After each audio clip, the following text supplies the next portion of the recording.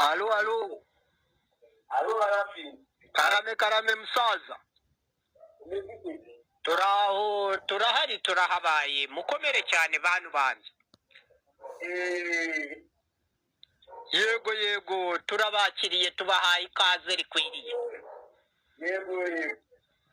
Mumerewe mute abantu banje bamerewe bataho ngaho? Abantu bamerewe neza ahubwo nari ndikugana gahunda zifite.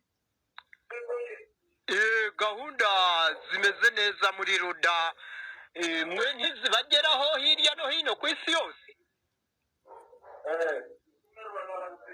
Gahunda za Ruda 2024 twabaye dutangaje kandidatire yacu ku mwanya w'umukuru w'igihugu ntayegayezwa nyayo y'igifute izagangahura imibereho myiza ya rubanda mu Rwanda no ku rwego rw'isi, kuko mu bubanyi n'amahanga naho ndayoboye, ubwo ni muri diaspora.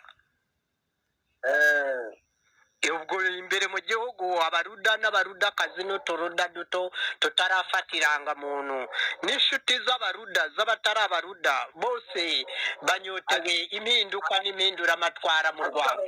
Abaruda kugira Rwanda bari n'abana.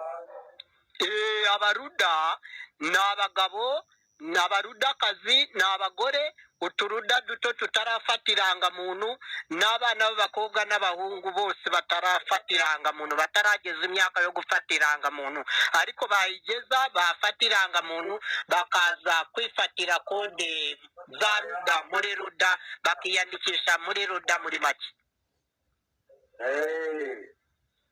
Urabasobanukiwe abaruda bagira impamvu nziza nyinshi 200 zayobora Repubulika y'u Rwanda neza nta nkomyi, tugakuraho ibigoye, noneho kuri Afurika tukagiraho impamvu nziza nyinshi 200, tugakuramo imipaka, u Rwanda tukarugira umurwa mukuru wa Afurika, noneho na Afurika tukayigira umurwa mukuru w'isi ku mpamvu nziza nyinshi 2020.